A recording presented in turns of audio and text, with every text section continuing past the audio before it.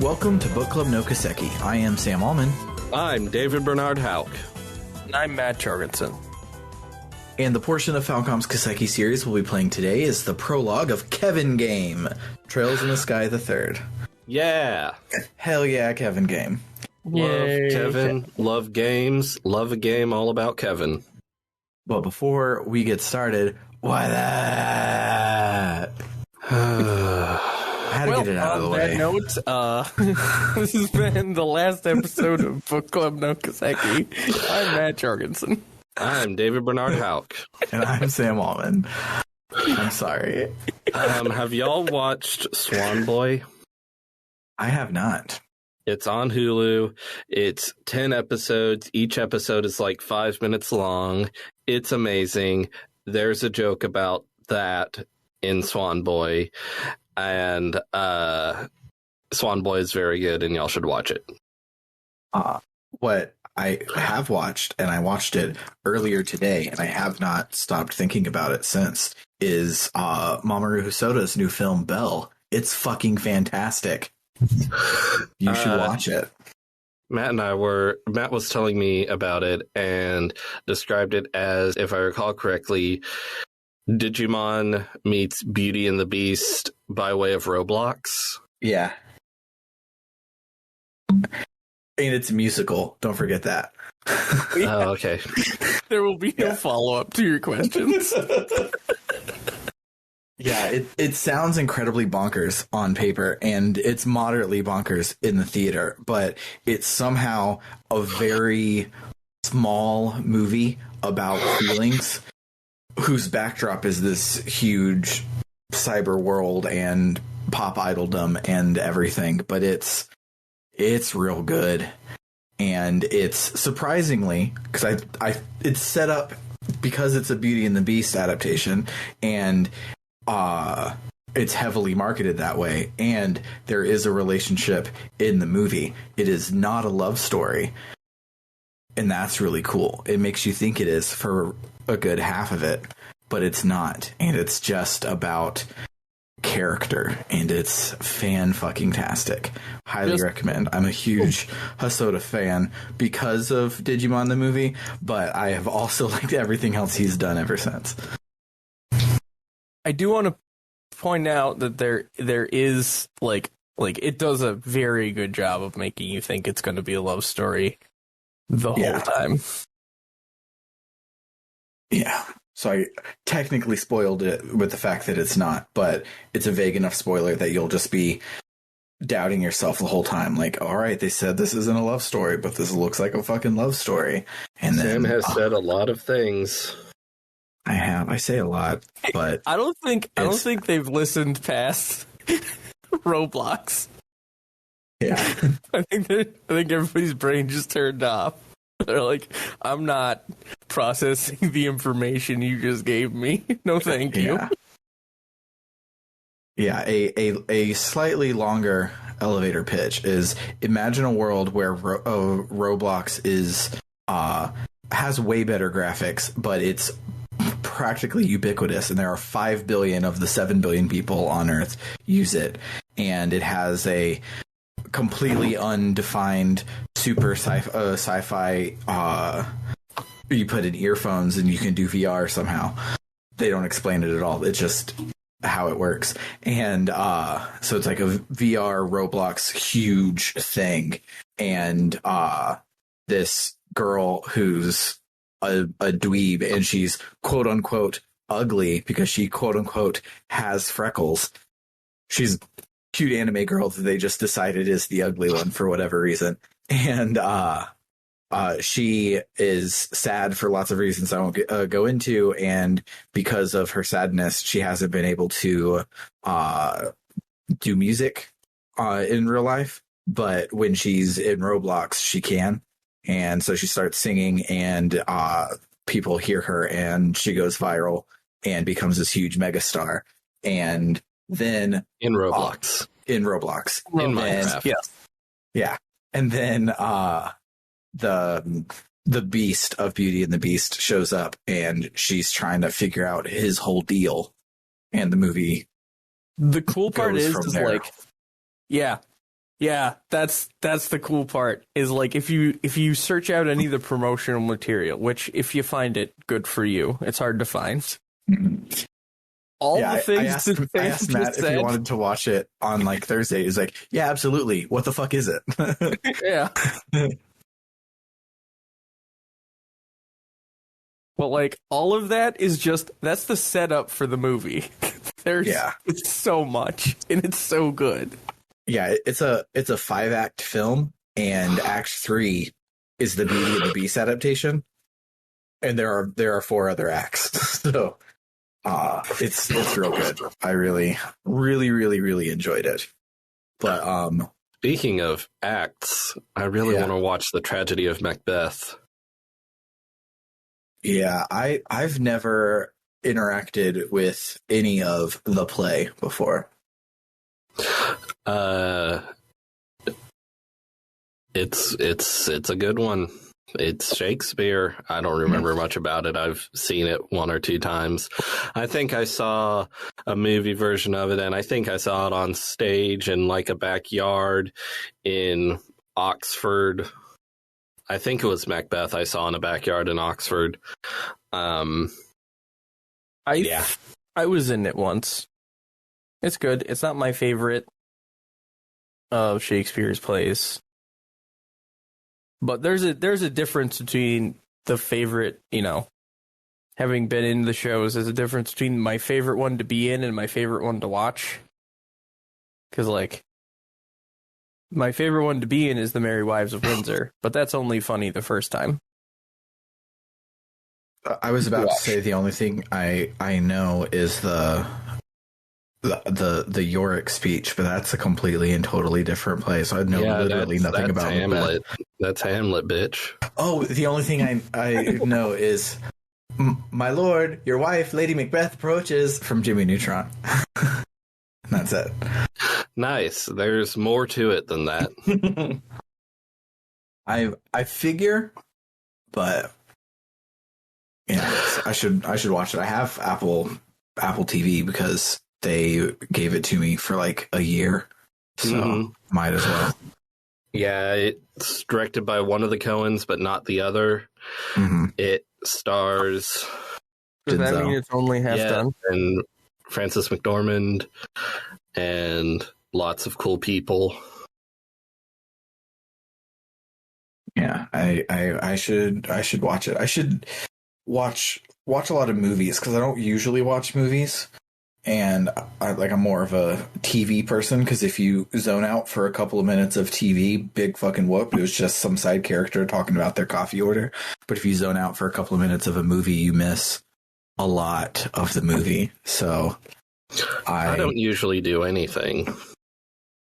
Yeah, I parent a lot, so I pay no attention to the thing that I'm watching very frequently. But after the kids go to bed, I should start watching movies.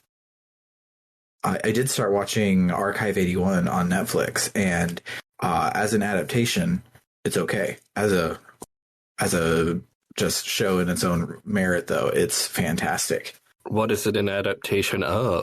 The super small, no one's actually heard of it or ever listened to it. It's weird that this got a TV show before the Black Tapes horror fiction audio drama podcast. Like, I was in a Facebook group with the guy that made Archive 81, and so he feels like up here, and it was like good quality, but it wasn't ever like We're Alive quality or the Black Tapes quality or whatever Lawrence Fishburne's podcast that I'm blanking on right now. Podcasts are getting adaptations now? Yeah. Where's RPG Book Club the movie? Seriously, right. Hold on. G4, if you're listening, RPG Book Club would be awesome if you paid us to have our own little like show. I would be down with that. We have dozen of listener. We have dozen of people that say they listen and come to the Discord to hang out, but we get like 300 downloads episode. So I'm sure that those people would come and watch us on G4 Tech TV. I genuinely want Our Fair City to get an adaptation. Is that a podcast? It is like a weird science action comics audio drama podcast that was coming out in like the early to mid 2010s. It has zombies, giant ants, and an uprising involving shovels. So like it's great. And it would be really cool to see some of those characters realized on the TVs. I want an adaptation of Rude Tales of Magic. Yeah, there's a lot that I would love adaptations of. I would love a adult animation comedy for the Hadron Gospel Hour. The Hadron Gospel Hour is my absolute favorite piece of media that like has existed. Episode 1 is really bad. They didn't know what they were going to be doing for it. You can't really skip it, but when you get to the interview, it's a actual real interview with a real person, and it is not important, and you can skip it. But it's kind of like Red Dwarf, and it's kind of like Rick and Morty, but You're not selling me very well. But it's neither of those things. Okay, now you've got me. Yeah, it's like setup is kind of Rick and Morty, and its jokes are kind of Red Dwarf, but it's not British, so it's not Red Dwarf, and it's not on acid, so it's not Rick and Morty, and it's very very clever, and I just love it so much, and I would love to see it instead of more seasons of Rick and Morty. But yeah, that's what I want to happen. But I want an adaptation of Kevin Game. Me too. I want a pony. Matt, since Bernard is a professional now, he gets to tell me about his week on the main podcast. Do you have anything you want to bring up, vent about, or anything before we move on? Well, I went on a date this morning. It was pretty good. Cool. Did you give him a big old sweet kiss? Oh, I'm a modest date.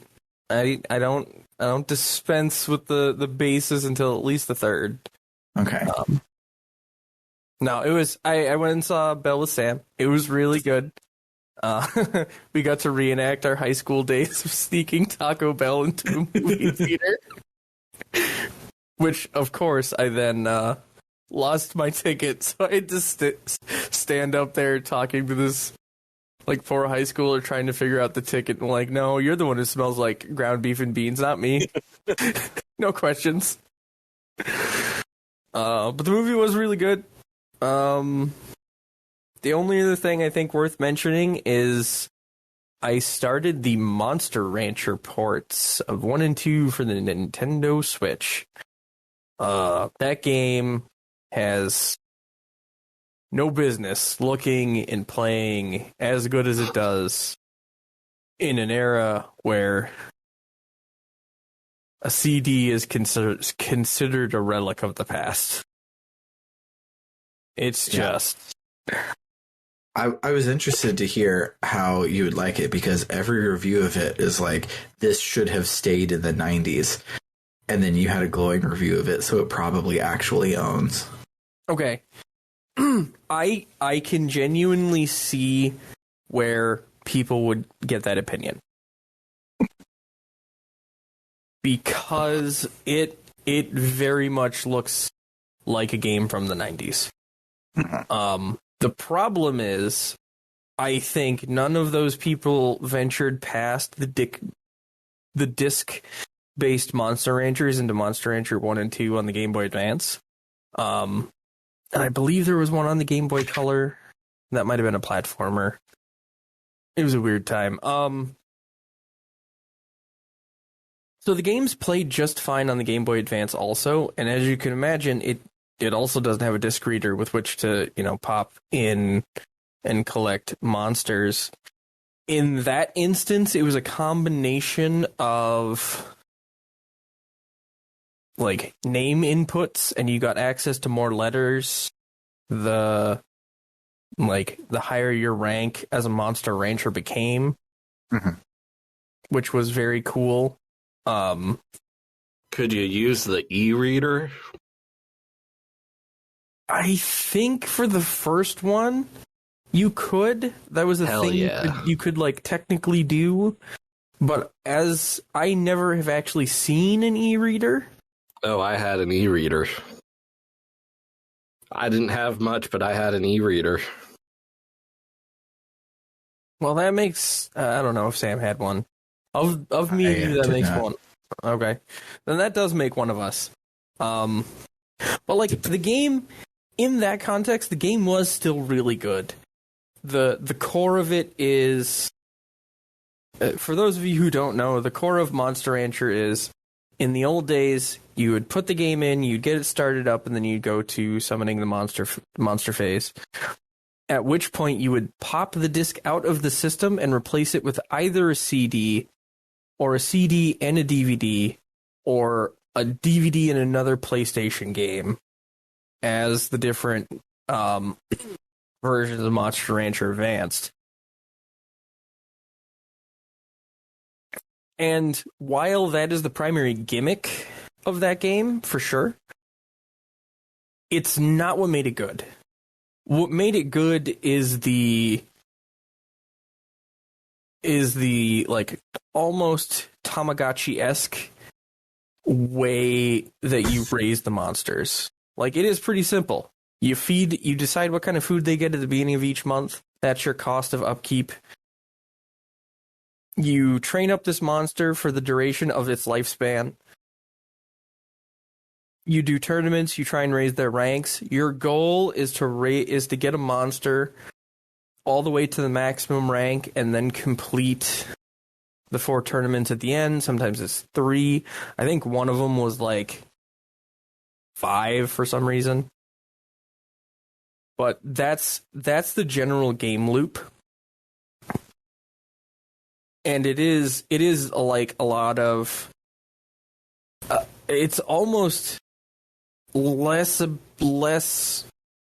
monster raising and more husbandry, because like the monster you have now, you can like convert into another monster or combine to create it into the next one, which will give it different stats and different abilities and such. And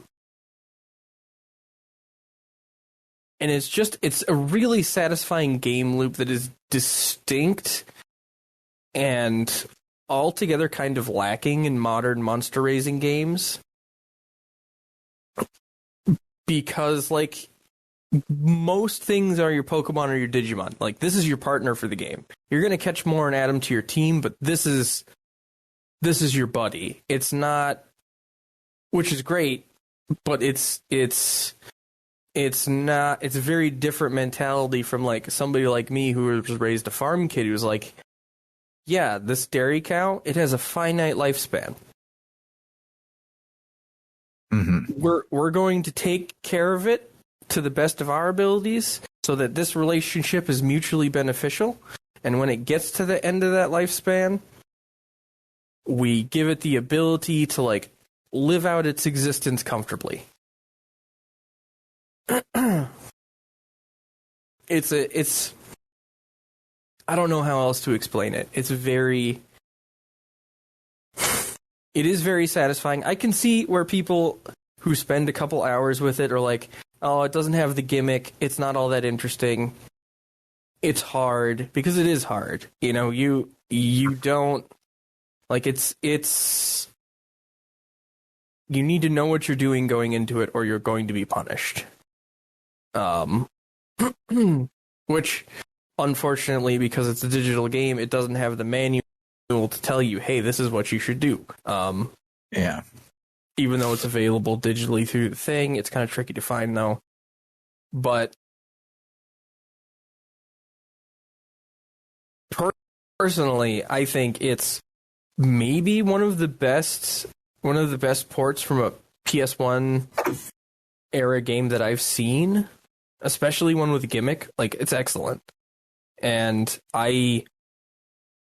it firmly leaves me with the question of, like, why didn't they try and evolve this into something more so it could keep going into the future? Because the monster designs are all great. Like, the game loop is great. We got 6 of them. I know, but we didn't get 15 of them. But we didn't get 15 of them. You know what we did get 15 of? Trails in the Sky games? Yes. Yes.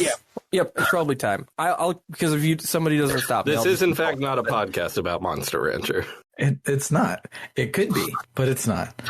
So, yeah, let's listen to some Kevin music and talk about some Kevin plot. Yeah.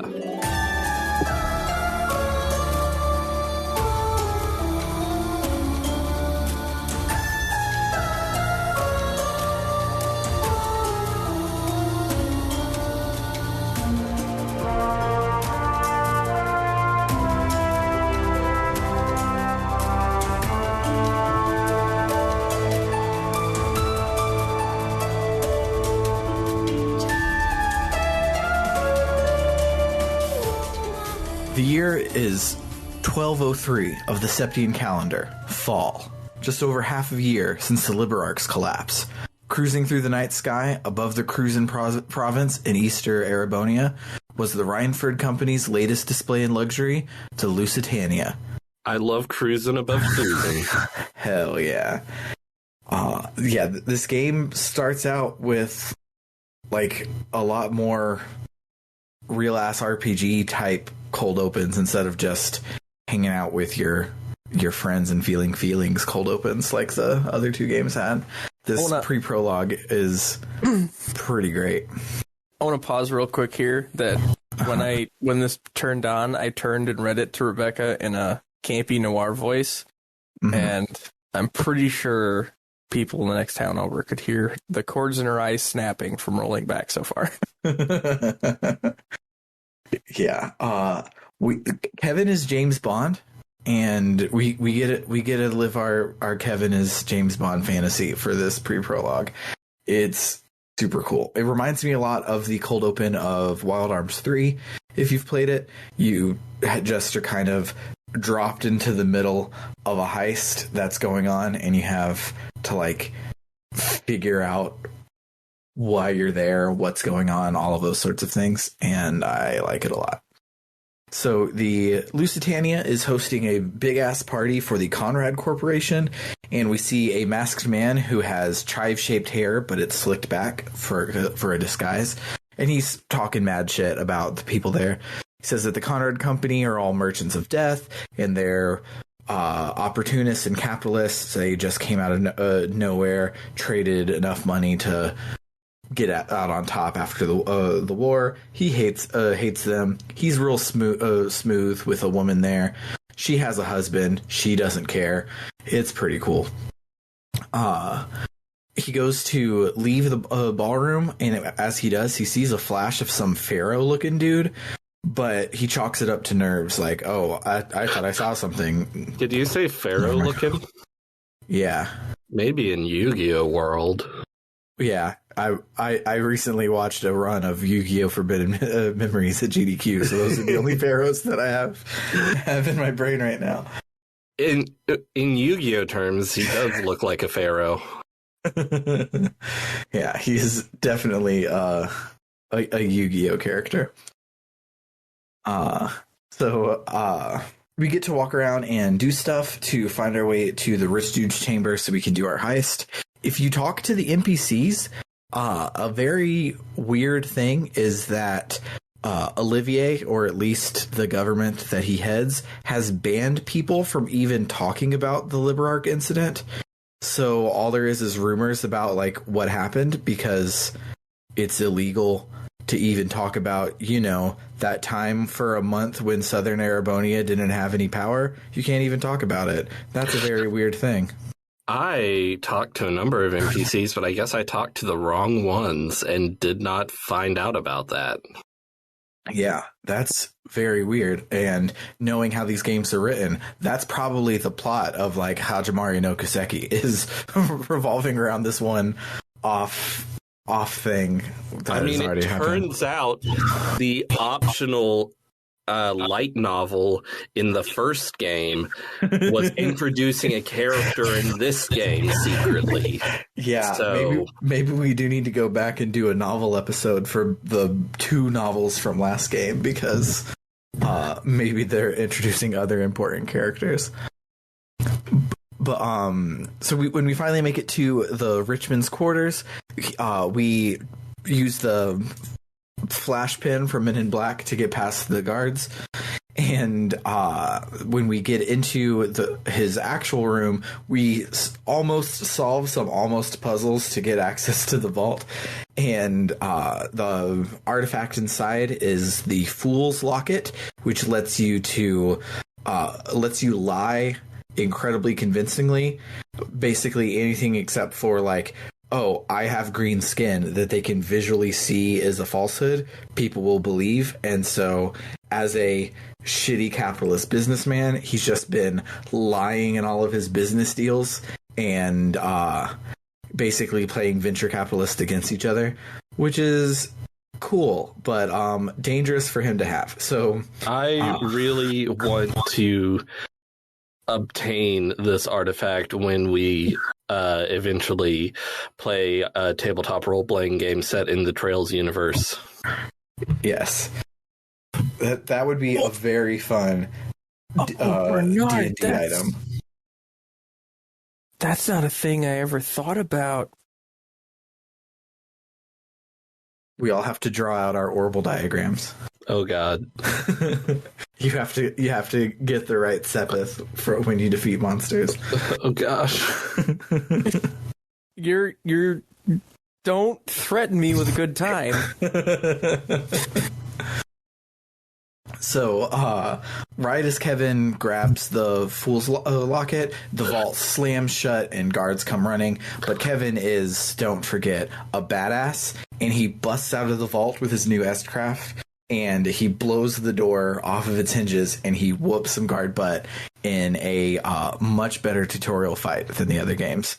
His new craft is intense. It's very intense. He shoots you, and then spears of darkness come up from the ground and impale you. Yeah, it's pretty good. He's cool. It's real good. Cooler than the preachers at any church I've gone to.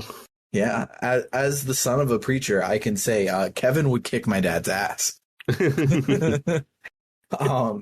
So combat is probably different in this game, but I'm not sure what the functional differences are. All of the skills have different descriptions than before, with things like type A or type 1 or something along those lines in all of the descriptions. I don't know what it means. I don't know if it actually means anything different. I'm sure by the time we get to Kuro no Kiseki, I'll finally understand this battle system. I either didn't notice that or that's only a thing in the Vita version. Maybe so. Who can say? But so we bust our way out of there, and we go to arrest Conrad for possessing and using an artifact without the permission of the church. Conrad calls in a bunch of Jaegers that he has hired, and they corner Kevin by the big observation window that him and Chekhov were talking about at the first scene. And so, of course, Kevin jumps out of the window, takes Conrad with him, lands on his church plane, and flies off into the sunset. After threatening to do a mass murder to the Jaegers. I missed that part. Oh, but he's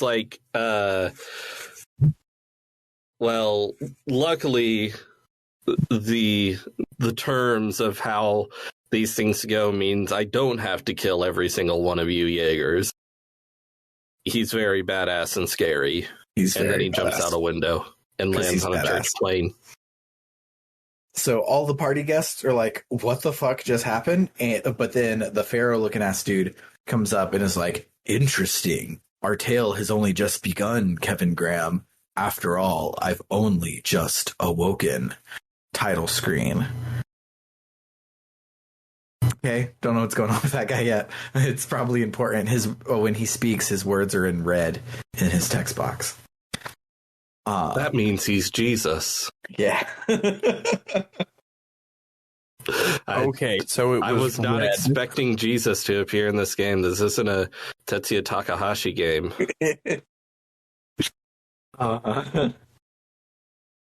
So one of my favorite jokes that I've ever heard in my life was not well accepted because it was too clever for the crowd, but one of the many preachers that came to do like a revival at our church was giving a sermon, and he was talking about the Sermon on the Mount, I think.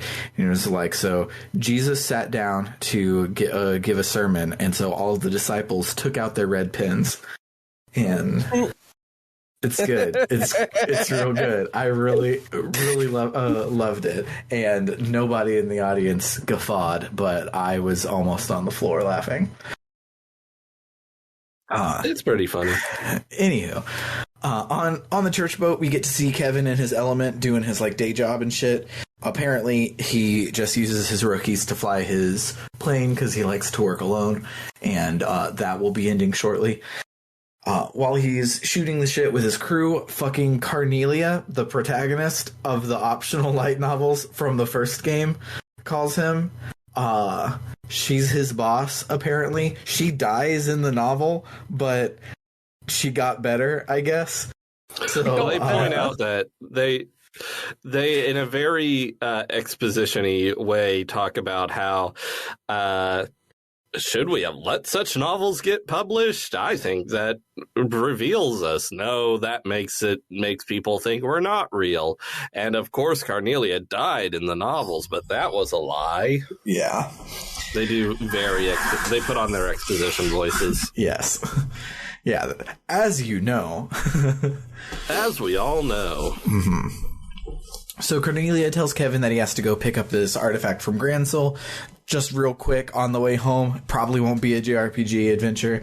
And he goes, sure. And she goes, and take your new rookie with you. And he's like, what new rookie? And she's like, you'll meet her there. And he's like, okay, I guess.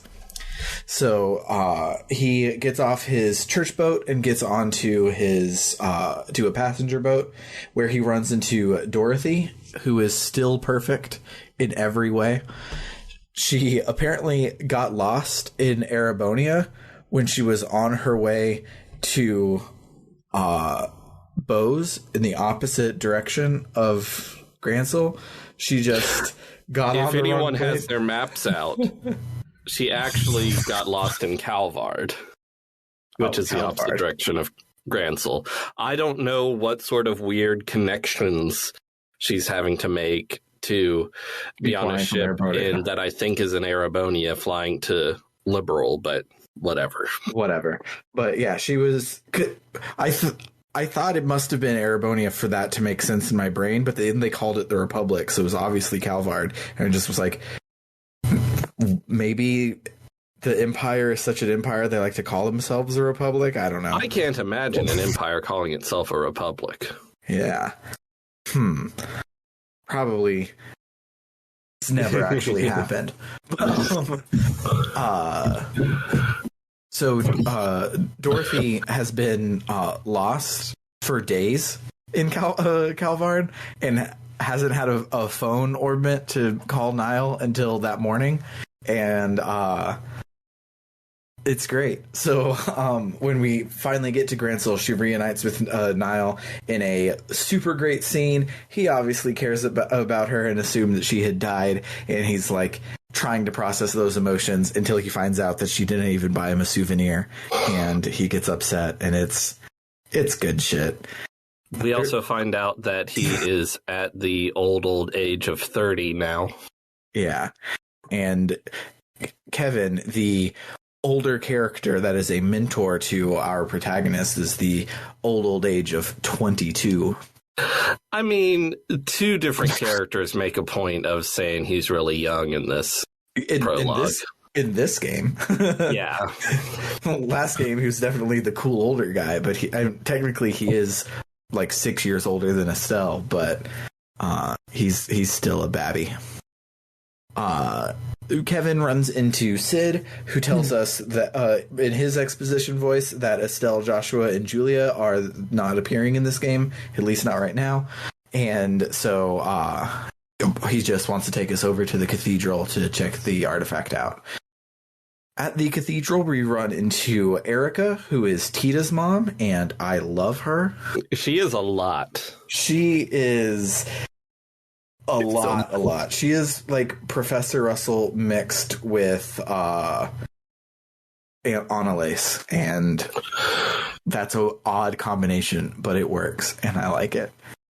Erica, doesn't like Professor Russell, doesn't want to be called Professor Russell because that's what Professor Russell is called, even though she is a professor. Mm-hmm. She's very mad at Professor Russell for taking Tita to the Liberarch, and she's being really unreasonable a lot in this prologue, but at that part I'm like, yeah. Probably shouldn't have taken her there.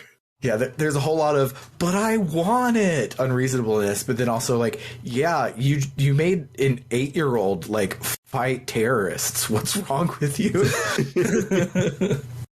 But she has area of attack, regular attacks. Yeah. Area of effect, regular attacks, I mean to say. She's really good. She's really good. She apparently wants to keep the artifact there for science, and she's mad that the church is there to take it. So her, Kevin, and Sid go down this infinitely looping staircase that if you just leave a dialogue box open, they'll just walk for days, and it's cute. At the bottom of those steps, there's a really cool test.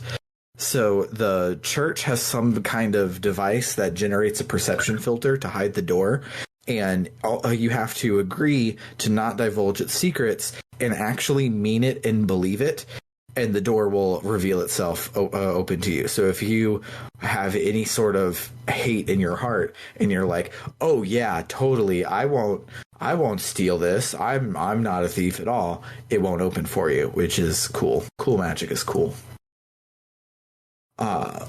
So we get inside to see the artifact, and Erica and Sid tell us where they found it.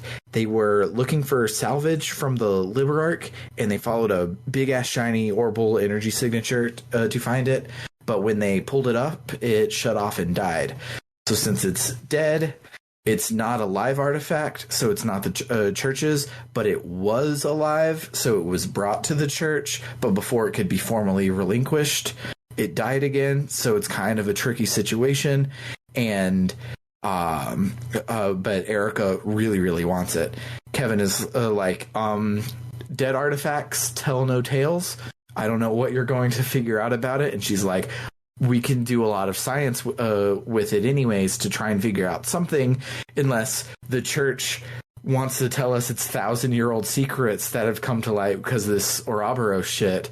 And y'all are just keeping everybody in the dark still. And he's like, yeah, take the artifact, run on Tony's shit. So out of nowhere comes Reese. I was hoping you'd be able to tell us what was your fancy voice acting and everything. Yeah, but that was 2.5 weeks ago. I don't remember. In my head, I just pronounced it Reese. Yeah, we'll do Reese, and I'll see if the voice acting disagrees. But I hope it's not pronounced layaway.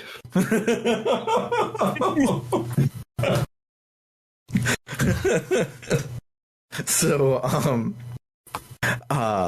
Reese comes in and she's like, we're not going to even let a dead artifact from one of the Septarians out of our hands. It's not happening. We're taking it even if it's dead. And Erica is like, on what legal basis? And she goes, I don't have one, but neither do you. So I'm just going to take it, and you're not going to stop me.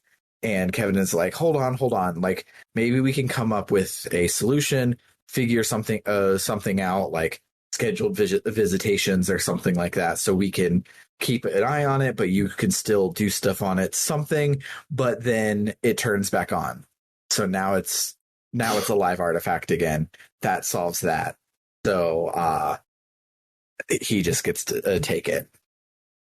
So in the next scene, it's super cute. Reese is like all business, but Kevin knows her from seminary or whatever, and they like have a huge history, and they were good friends. But now he's a superior, so she's like, Mr. Graham, and he's like, Reese, like, we used to sneak food out of the cafeteria together and stuff. It's really good. As dual protagonists, I love them just as much as I loved Estelle and Joshua, and this one is at least probably not incest, so maybe I like them a little bit more. As they cute at each other, they see someone like walking by and like duck behind a building, and they're like, "Oh shit, we need to get, like." They're like up to no good. They're doing something. Let's go and see what it is. And it's Gilbert. And this time he has a robot, but he's still not hard. Everyone's favorite character, Gilbert. So we kick his butt real hard, but after we do so, the artifact starts glowing again, right as some dude in some extremely anime armor it shows up to taunt us from the top of a nearby building. Kevin is like, who the fuck are you? But the guy does like a magical Doctor Strange hand wave, and the artifact gets real bright and transports Kevin and Reese into a library floating in a Technicolor JRPG dreamscape. So much for this being an easy assignment. We got to the Technicolor dreamscape real quick. Yeah.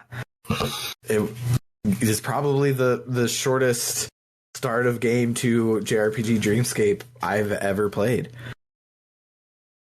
But yeah, that's the end of the first chapter. It's real short. Most of it is cutscene, but I'm super excited to see what happens next. Apparently, I don't remember if this was while we were recording or not, but apparently this entire game takes place in a single dungeon, which is cool. And I'm looking forward to dungeoning with Kevin. So let's listen to some music, and then we'll talk about our memorable moments.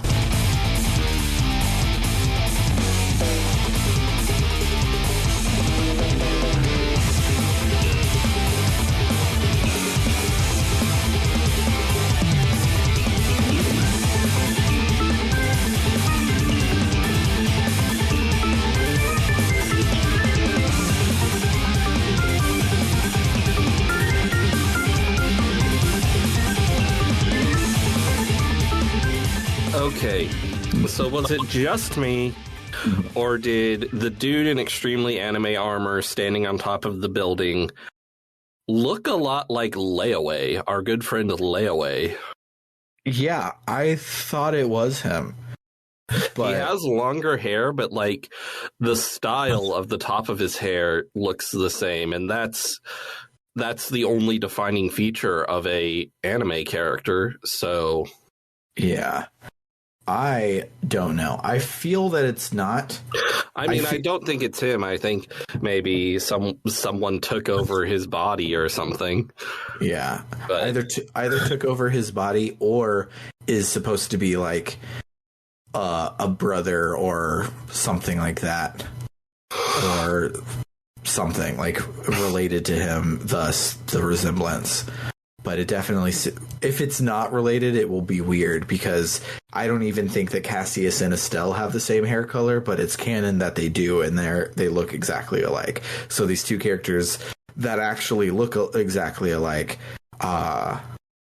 is gotta be something. Any memorable moments, or did you have something to add, Matt? I was gonna say, I don't think I considered for a moment that it wasn't Layaway. Okay, so we're all in agreement. Yeah. It is. I was looks like Layaway. looking up the picture. I'm like, oh yeah, that is just Layaway, isn't it? Yeah. I don't know. We'll see. It'll be real weird if that's not a thing. Yeah, if it's not even like brought up at all. But any memorable moments from you guys? The whole scene with Erica meeting Reese was really weird. Yeah. Her having her bisexual panic was really weird. Yeah. Like, I'm not saying it's weird in a problematic way or something. I'm not saying it like, but it was just plain weird. Yeah. It was a very odd thing. So what happened is Reese shows up and Reese is cute. So Erica thinks that like Kevin brought in Reese to be a cute diversion, and she's like, no, I'm immune to cute diversions because my daughter is cute. So your cuteness is not going to win me over and make me change anything. And everyone is like, she's literally just standing there. I don't know what the fuck is going on. And Erica is loud and boisterous about how cute Reese is. And she's like, I don't even care how flattering your habit is. And it's very strange and funny? Question mark? Yeah, it is. It's definitely funny in the way that like things happen in a JRPG and you can tell that it was funny in Japanese, but this is better localized in those sorts of things, so it's like it makes more sense than the average quote unquote funny scene, but it doesn't land on the side of funny. I think they did their best, but it's just very weird. It's incredibly weird. But I love it anyways. I love Erica. She's great. I love her pissed off portrait. Mm-hmm. It's very good. She looks like slightly more a cartoon than everyone else. Uh-huh.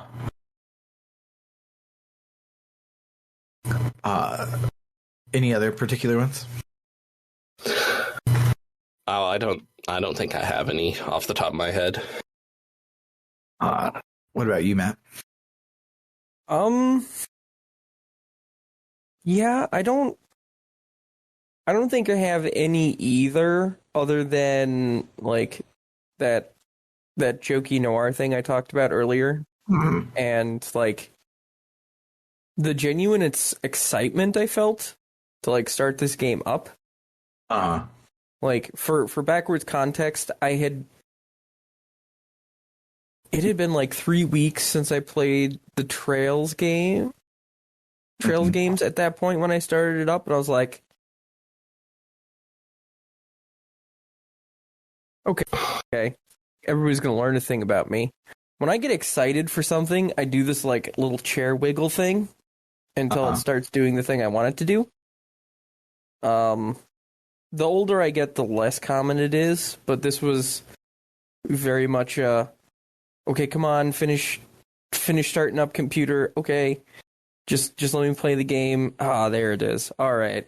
It's like hot summer day and there's a glass of water that I needed. Just being back. Yeah, and this opener as a like, hey guys, remember that Trails was great, is such a good thing. Like it's a great cold open start to a game. Just being James Bond for a second.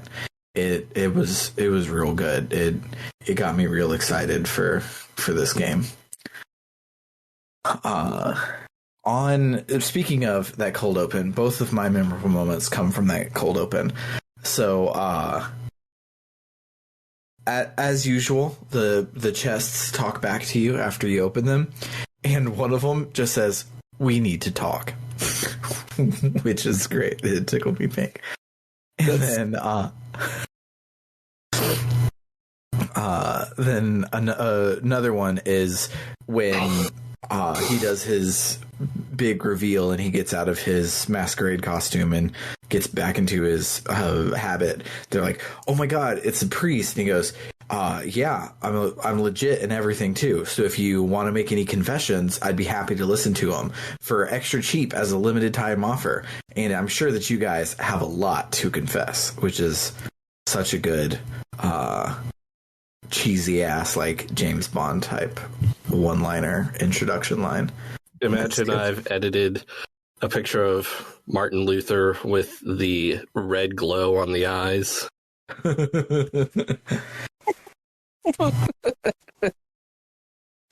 But yeah, I do, now that I know that this whole game is a dungeon and fairly linear, I really like how this first chapter sets us up for that, where it's basically cutscene, but there's still like 6 times where the characters just like put a pause in forwarding the plot and like hang out together for a bit.